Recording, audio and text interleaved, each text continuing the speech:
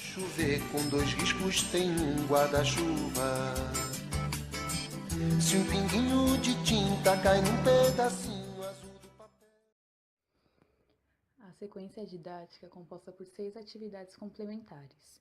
O objetivo dessa atividade é conhecer o gênero textual, que é a lenda, investigar os conhecimentos prévios sobre lendas, identificar os elementos culturais da tradição presente na vivência da criança em diferentes épocas, participar de interações orais em sala de aula, refletir sobre as características do sistema de escrita alfabética, avançar no conhecimento sobre o funcionamento do sistema de escrita e na aquisição da leitura e da escrita convencional. A primeira atividade chama-se Conhecendo a Lenda do Negrinho do Pastoreiro. Em um primeiro momento, as crianças sentarão ao redor do professor, que lerá a lenda do Negrinho do Pastoreiro para as crianças.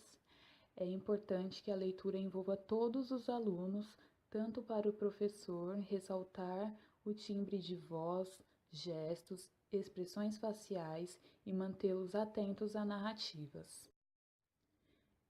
Em um segundo momento, o professor deverá fazer perguntas às crianças sobre a história, como, por exemplo, o que vocês acharam da atitude do fazendeiro? Por quê?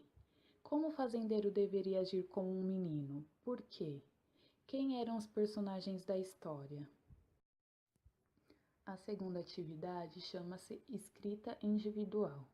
A escrita individual, após o professor possuir as respostas sobre quem eram os personagens e as outras perguntas, escreverá palavras na lousa e pedirá para que os alunos copiem as palavras escritas. A terceira atividade chama-se Escrita Coletiva. Sentados em roda, as crianças copiarão a lenda que a professora levará em cartaz e o cartaz conterá imagens e textos referentes à lenda. A terceira atividade chama-se Escrita Coletiva.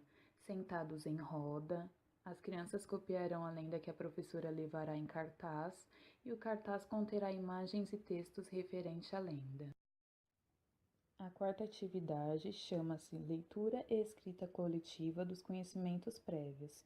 Em um primeiro momento, a atividade de leitura coletiva é sentar em roda e realizar a leitura em grupo das palavras que estão na lousa que os alunos levantaram na primeira atividade.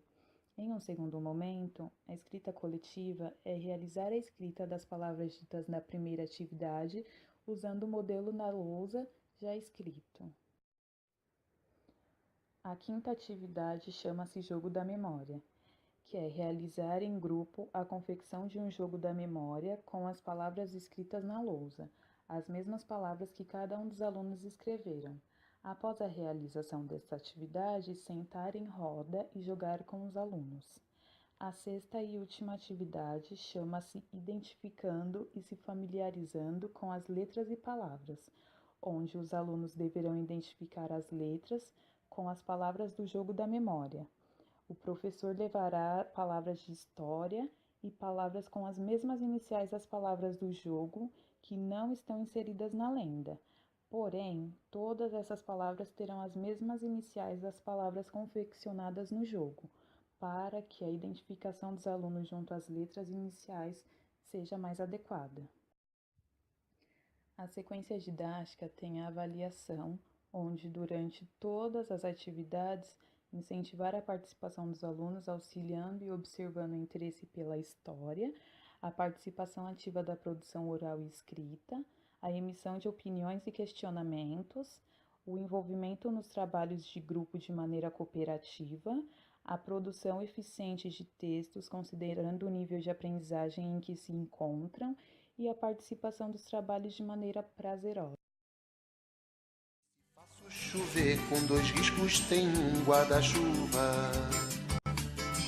Se um pinguinho de tinta cai num pedacinho azul do papel.